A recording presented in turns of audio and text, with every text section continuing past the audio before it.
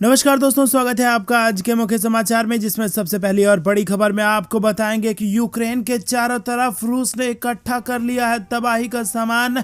Satellite तस्वीर में दिखी पुतिन की सेना और किसी भी वक्त हो सकता है भीषण जंग का ऐलान। दूसरी बड़ी खबर में जिक्र होगा कि भारत ने जारी किया एडवाइजरी, भारतीयों को यूक्रेन से तत्काल वापस आने को कहा और जो लोग वहां जाना चाहते थे उनको वहां नहीं जाने की दी है सलाह। तीसरी बड़ी खबर में जिक्र होगा कि क्या खतरे में है इमरान खान की कुर्सी, अविश्वास प्रस्ताव की तैयारी में विपक्ष, संसद में राजनीतिक दलों की स्थिति, एक्सपर्ट व्यू आपको बताएंगे दोस्तों। चौथी बड़ी खबर में जिक्र होगा कि पाकिस्तान चीन बॉर्डर की निगरानी के लिए लिया गया बड़ा फैसला, इसरो को मिल सकता है बड़ा निर्देश। और इसी के साथ पांचवी बड़ी खबर में जिक्र होगा कि छोटे से देश ने चीन को दिया करारा जवाब, बोला ताइवान को लेकर हमें हुक्म नहीं दे सकते। दोस्तों, हर एक खबर की गहराई में आपको ले जाएंगे, लेकिन उससे पहले अगर आपको भी देश की सेना और पीएम मोदी पर पूरा भरोसा है तो आप अभी इस वीडियो को लाइक कीजिए, 2000 लाइक को पूरा कराइए और साथ ही साथ अगर चैनल पर नए हैं तो लाल बटन को दबा के चैनल को सब्सक्राइब करके रख लीजिए और घंटी बजाकर कमेंट में लिखिए जय हिंद। दोस्तों, रुक करते हैं सबसे पहली और बड़ी खबर की तरफ। यूक्रेन के चारों तरफ रूस ने इकट्ठा कर लिया है तबाही का सामान। सैटेलाइट तस्वीरों में दिख रही है पुतिन की सेना। जी हां दोस्तों, कई रिपोर्ट्स दावा कर चुके हैं कि बड़ी संख्या में रूसी सैन्य बल यूक्रेन की सीमाओं पर मौजूद हैं। अब नई सैटेलाइट तस्वीरों ने इसकी पुष्टि कर दी है, जिसमें रूस जमावड़े को देखा जा सकता है। तस्वीर में दिखाई दे रहा है कि बीते 48 घंटे में यूक्रेन की सीमा के पास सैन्य गतिविधि बढ़ गई है और ये तस्वीरें ऐसे समय पर सामने आई हैं जब कहा जा रहा है कि रूस बिना किसी चेतावनी के किसी भी वक्त यूक्रेन पर हमला कर सकता है। आपको बता दें दोस्तों कि हाई रिजोल्यूशन वाली तस्वीरें बीते 48 घंटे में ली गई हैं और इसमें बेलारूस, क्रीमिया और पश्चिमी रूस में बड़े पैमाने पर सैन्य जमावड़े देखने को मिल रहा है। रुक करते हैं अगली बड़ी खबर की तरफ। भारत ने भी जारी कर दी एडवाइजरी, भारतीयों को यूक्रेन से तत्काल वापस आने को कहा और जो लोग यूक्रेन जाना चाहते थे उनको भी वहां नहीं जाने की दी गई है सलाह। रूस और यूक्रेन के बीच कई दिनों से जारी तनातनी के बीच दुनिया के कई देश वहां पर अपने काम समेटने में लगे हैं। भारत सरकार ने भी अब यूक्रेन संकट को लेकर एडवाइजरी जारी कर दी है। भारत सरकार की ओर से यूक्रेन में रहने वाले भारतीयों को यूक्रेन से लौटने की सलाह दे दी गई है, तो वहीं भारतीयों को अभी कुछ दिनों तक यूक्रेन न जाने की सलाह भी दी गई है। हालांकि यूक्रेन की राजधानी कीव स्थित भारतीय दूतावास फिलहाल सामान्य रूप से कामकाज जारी रखेगा। दूसरी ओर यूक्रेन के राष्ट्रपति व्लादिमीर ज़ेलेंस्की ने अपने फेसबुक पोस्ट के जरिए दावा करते हुए कहा कि 16 फरवरी को रूस की ओर से यूक्रेन पर हमला किया जा सकता है, तो वहीं अमेरिका की ओर से भी बिना किसी चेतावनी के रूस की ओर से हमला किए जाने की आशंका जताई गई है। दोस्तों, रुक करते हैं अगली बड़ी खबर की तरफ। क्या खतरे में है इमरान की कुर्सी, अविश्वास प्रस्ताव की तैयारी में विपक्ष, संसद में राजनीतिक दलों की स्थिति, एक्सपर्ट्स व्यू आपको बताएंगे दोस्तों कि भारत के पड़ोसी मुल्क पाकिस्तान में राजनीतिक हलचल तेज है। विपक्ष ने इमरान सरकार के खिलाफ मोर्चा खोल दिया है और अब विपक्षी मोर्चा पीटीएम अविश्वास प्रस्ताव की तैयारी में है। पीएम इमरान खान को सत्ता से बेदखल करने के लिए पूरा विपक्ष एकजुट हो गया है। ऐसे में सवाल उठता है कि क्या पाकिस्तान में इमरान खान सत्ता से बेदखल हो सकते हैं? संसद में क्या है इमरान खान की पार्टी की स्थिति? क्या विपक्ष के पास इतनी संख्या है कि वो एकजुट होकर इमरान को हटाने की स्थिति में हो? क्या होगा इमरान सरकार का भविष्य? दोस्तों, ये सवाल इस वक्त पाकिस्तान में गूंज रहा है और क्या गिर जाएगी इमरान खान की सरकार, ये सबसे बड़ा सवाल बना हुआ है। जैसे ही आती है कोई बड़ी रिपोर्ट हम आपको बताएंगे। इससे पहले रुक करते हैं अगली बड़ी खबर की तरफ। पाकिस्तान और चीन बॉर्डर की निगरानी के लिए बड़ा फैसला, इसरो को मिल सकता है ये निर्देश। जी हां दोस्तों, देश की सीमाओं की रखवाली के लिए केंद्र सरकार ने अहम फैसला लिया है। इसके तहत अब चीन और पाकिस्तान की सीमा पर निगरानी के लिए गृह मंत्रालय इसरो की मदद लेगा और खास न्यूज एजेंसी को मिली जानकारी के मुताबिक इस सैटेलाइट प्रोजेक्ट को अंतिम रूप देने के लिए गृह मंत्रालय ने इसरो और अर्धसैनिक बलों के वरिष्ठ अधिकारियों के साथ एक अहम बैठक बुलाई है। इस बैठक का मकसद जल्द से जल्द इसरो की मदद से सैटेलाइट को लॉन्च करना है। देखा जाए तो भारत चीन सीमा पर खराब रास्तों और कम्युनिकेशन की बेहतर सुविधा न होने की वजह से कई बार जवानों के लिए बॉर्डर एरिया तक पहुंचना मुश्किल हो जाता है। अक्सर खराब मौसम और बर्फबारी होने की वजह से सर्दियों के मौसम में भारत और चीन के सीमावर्ती इलाकों पर नजर रखने में काफी दिक्कत आ जाती है। तो अब सैटेलाइट से होगी सीधी निगरानी, इसके लिए गृह मंत्रालय दे सकता है बड़ा आदेश। रुक करते हैं अगली बड़ी खबर की तरफ। छोटे से देश ने चीन को हड़काया, बोला ताइवान को लेकर हमें हुक्म ना दें। जी हाँ दोस्तों, ताइवान को लेकर हाल ही में पैदा हुए एक छोटे से देश ने चीन को करारा जवाब दे दिया है। ताइवान की यात्रा पर पहुंचे सोमालीलैंड के विदेश मंत्री ने कहा कि चीन ये तय नहीं कर सकता कि हमें किस देश के साथ संबंध बनाना है। उन्होंने कहा कि सोमालीलैंड एक संप्रभु राष्ट्र है जो स्वतंत्र पैदा हुआ था, ऐसे में हमारी विदेश नीति को चीन नहीं तय कर सकता। वहीं सोमालीलैंड 1991 में सोमालिया से अलग हो गया था, लेकिन आज भी इसे दुनिया भर के अधिकतर देशों ने एक स्वतंत्र देश के रूप में मान्यता नहीं दी है। सोमालीलैंड का क्षेत्र ज्यादातर शांतिपूर्ण रहा है, जबकि सोमालिया 3 दशकों से गृह युद्ध से जूझ रहा है। सोमालीलैंड हॉर्न ऑफ अफ्रीका में स्थित है और इसके उत्तर में अदन की खाड़ी, पूर्व में सोमालिया और उत्तर पश्चिम में जिबूती और इथोपिया है। दोस्तों रुक करते हैं अगली बड़ी खबर की तरफ, जो कि पंजाब से निकल के आ रही है। फरीदकोट में बोले रक्षा मंत्री राजनाथ सिंह, कुछ ताकतें फूट डालने का काम करेंगी, सावधान रहिए। जी हां दोस्तों, रक्षा मंत्री राजनाथ सिंह पंजाब के फरीदकोट में चुनावी रैली को संबोधित कर रहे हैं। राजनाथ सिंह ने कहा कि फरीदकोट में पहली बार किसी सभा को संबोधित करने के लिए आया हूं। पंजाब में पहले भी मैंने कई सभाओं को संबोधित किया, लेकिन इस बार जो लोगों का समर्थन मिल रहा है उससे लग रहा है कि भाजपा गठबंधन की सरकार बनेगी। इसी के साथ राजनाथ सिंह ने कहा कि श्री गुरु नानक देव जी ने सबकी भलाई का संदेश दिया था और इसी से प्रेरित होकर प्रधानमंत्री नरेंद्र मोदी ने सबका साथ, सबका विकास व सबका विश्वास का नारा दिया है। पंजाब भारत की अंतरात्मा है, सिख भाइयों के बलिदान को कभी नहीं भुलाया जा सकता। दोस्तों रुक करते हैं अगली बड़ी खबर की तरफ। जनरल रावत के नाम पर होगा डिफेंस कॉरिडोर, अमित शाह ने किया इसको लेकर बड़ा ऐलान। जी हां दोस्तों, देश के पहले chief of defence staff general Bipin Rawat के नाम पर डिफेंस कॉरिडोर का नाम रखने का फैसला केंद्र सरकार ने कर लिया है।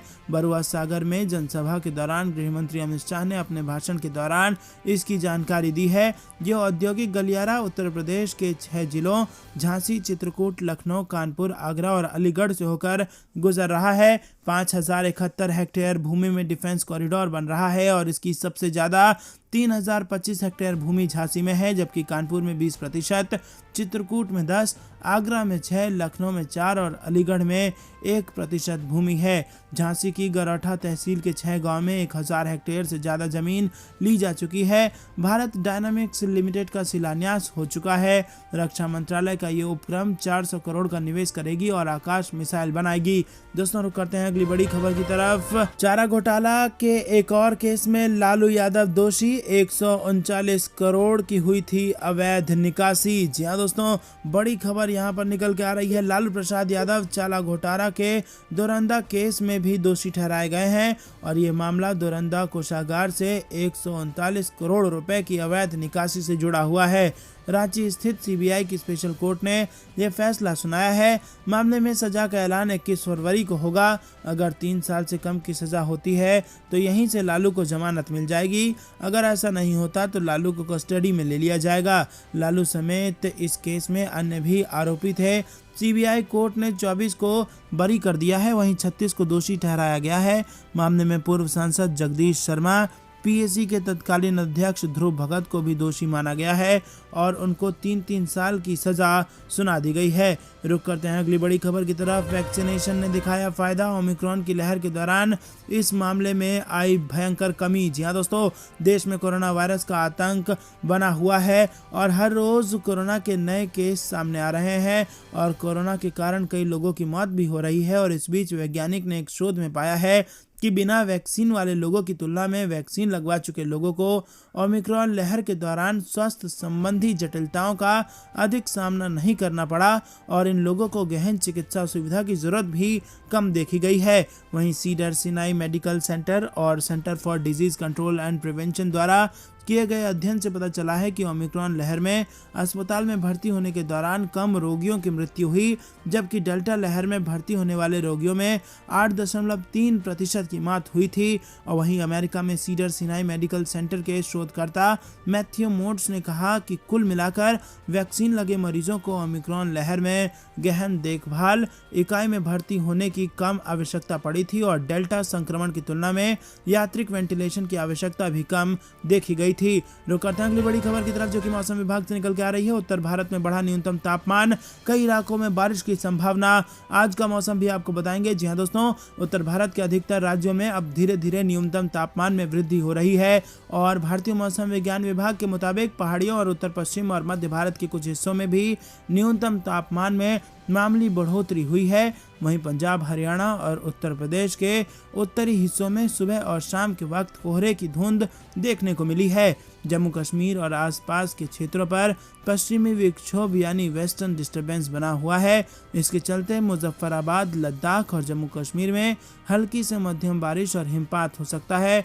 वहीं ये धीरे धीरे हिमाचल प्रदेश और उत्तराखंड को भी कवर कर सकता है। दोस्तों, रुक करते हैं अगली बड़ी खबर की तरफ। झांसी में गरजे अमित शाह, अखिलेश के गुंडे बुंदेलखंड में कट्टा बनाते थे, मोदी ने पाकिस्तान को सबक सिखाने के लिए मिसाइल बना दी। जी हाँ दोस्तों, केंद्रीय गृह मंत्री अमित शाह ने झांसी के बरुआ सागर में जनसभा को संबोधित करते हुए कहा कि अब बुंदेलखंड में बनने वाली मिसाइल पाकिस्तान को सबक सिखाएगी। अमित शाह ने अखिलेश यादव पर सभा के दौरान जमकर हमला बोला और कहा कि प्रदेश में अखिलेश यादव की जब सरकार थी तो बुंदेलखंड में 3000 लोग भूख से मरे थे, 300 किसानों ने आत्महत्या कर ली।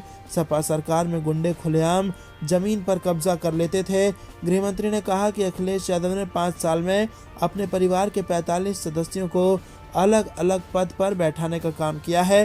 प्रधानमंत्री नरेंद्र मोदी ने 45 योजनाओं को आपके घर में भेजने का काम किया है। 15 साल तक बुआ बबुआ की सरकारें उत्तर प्रदेश को लूटते रही हैं। इसी के साथ उन्होंने कहा कि इजराइल की तकनीक से बुंदेलखंड की पेयजल समस्या दूर करने का काम किया जा रहा है। 2.25 करोड़ से बड़ा गांव में चेक बांध बनाया जा रहा है।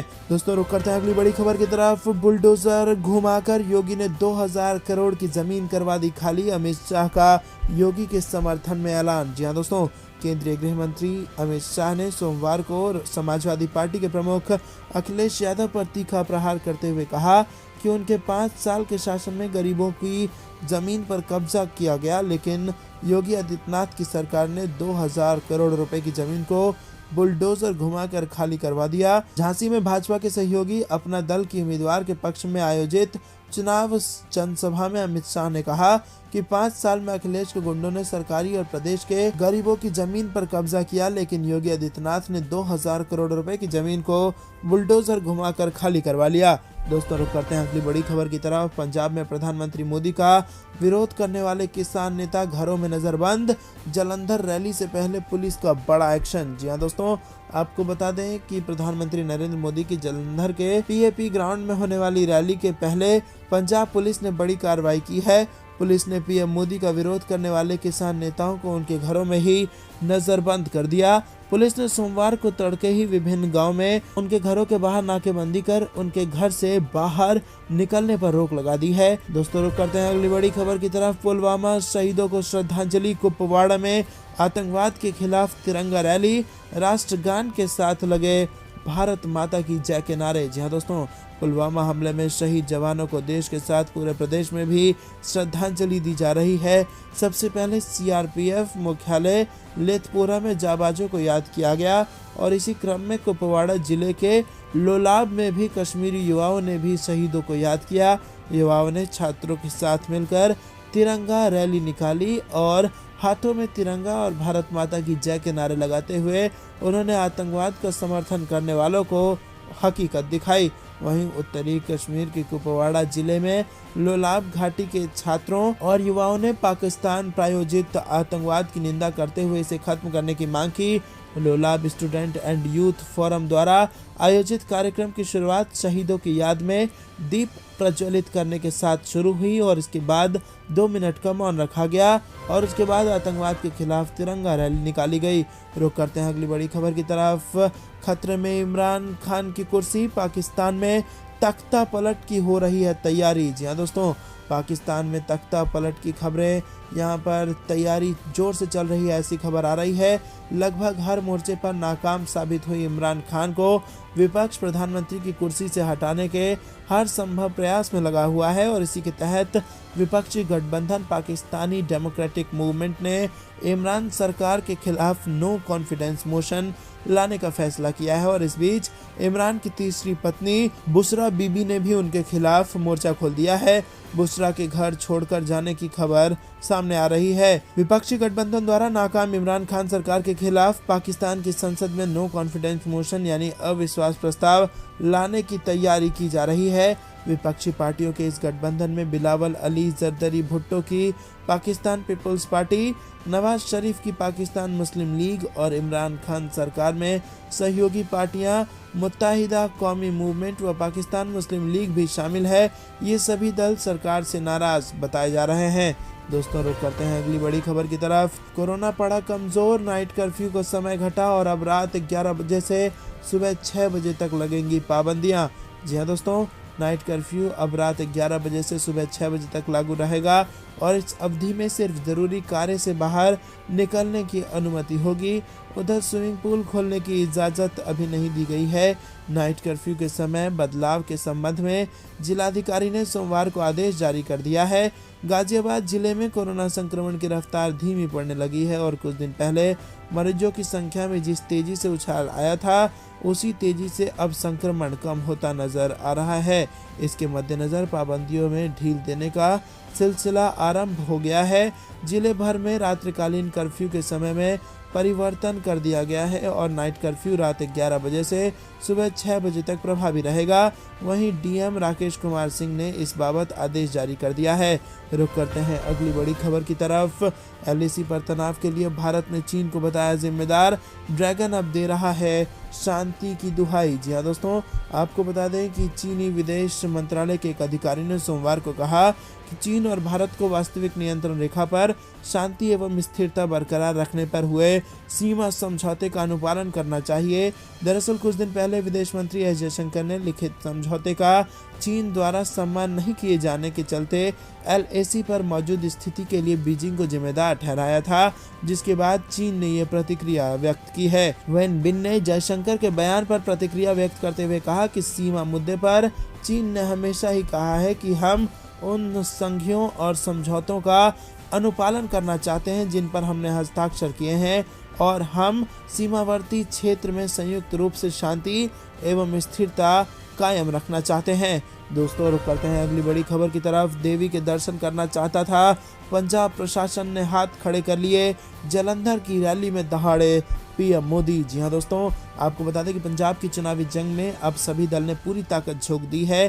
सीमावर्ती सिख बहुल राज्य में भारतीय जनता पार्टी भी इस बार शिरोमणि अकाली दल से गठबंधन किए बगैर चुनाव मैदान में है। पंजाब में अपने लिए सियासी जमीन की तलाश कर रही भाजपा ने अब अपने ट्रंप कार्ड प्रधानमंत्री मोदी को चुनाव प्रचार के लिए मैदान में उतार दिया है। प्रधानमंत्री नरेंद्र मोदी पंजाब के जलंधर में चुनावी जनसभा को संबोधित कर रहे हैं। पीएम मोदी ने मंच से सरकार पर जमकर निशाना साधा। पंजाब को गुरुओं, पीरों, फकीरों, क्रांतिकारियों की धरती बताते हुए उन्होंने कहा कि यहाँ आना बहुत बड़ा सुख है। उन्होंने शक्तिपीठ देवी त्रिपुर मालिनी को नमन किया और कहा कि आज मेरी इच्छा थी कि कार्यक्रम के बाद देवी जी का जाकर दर्शन करूं, लेकिन यहाँ की पुलिस, यहाँ के प्रशासन ने हाथ खड़े कर दिए। कहा गया कि हम व्यवस्था नहीं कर पाएंगे, आप हेलीकॉप्टर से ही चले जाइए। पीएम मोदी ने कहा कि ये हाल है सरकार का यहाँ, लेकिन मैं माँ दोबारा यहाँ जरूर आऊँगा और माँ के चरणों में शीश झुका कर ही रहूँगा।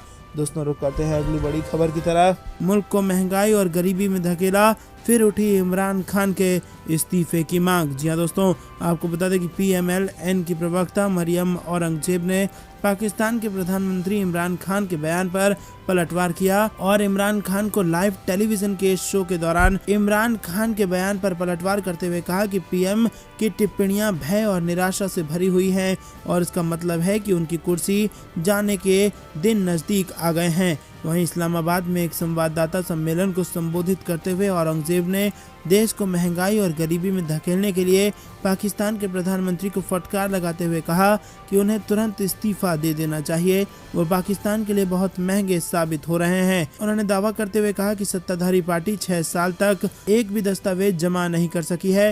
रुक करते हैं अगली बड़ी खबर की तरफ। गणतंत्र दिवस पर वायुसेना करेगी भारत की ताकत का प्रदर्शन। जी हाँ दोस्तों, आपको बता दें कि गणतंत्र दिवस समारोह के लिए भारतीय वायुसेना की तैयारियां जोरों पर है और इस समारोह में भारतीय वायुसेना भव्य फ्लाई पास्ट में सबसे अधिक समय में विमानों का प्रदर्शन करेंगी। वायुसेना ने इंस्टाग्राम पर 3 वीडियो शेयर किए हैं जिसमें दिखाया गया है कि कैसे उसे पायलट और अन्य सदस्य नई दिल्ली में होने जा रहे इस बड़े आयोजन के लिए तैयार किए हैं। दोस्तों आपको बता दें कि वीडियो में मिग-29 के fighter jet, Chinook heavy lift helicopter और C-130 सुपर हरक्यूलिस सैन्य परिवहन विमान शामिल हैं।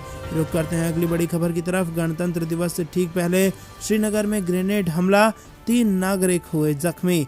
जी हाँ दोस्तों, गणतंत्र दिवस से ठीक एक दिन पहले आतंकियों ने श्रीनगर में ग्रेनेड हमला कर दिया है। सेंट्रल श्रीनगर के हरी सिंह हाई स्ट्रीट पर इस हमले को अंजाम दिया गया। शुरुआती जानकारी के मुताबिक 3 नागरिक इस हमले में जख्मी हो गए हैं और बताया जा रहा है कि हमला सुरक्षा बलों पर किया गया था, लेकिन इसमें चोट आम नागरिकों को आ गई है और अभी के लिए पूरे इलाके को घेर लिया गया है और एक सर्च ऑपरेशन चलाया जा रहा है। कोशिश की जा रही है कि उन आतंकियों को पकड़ लिया जाए।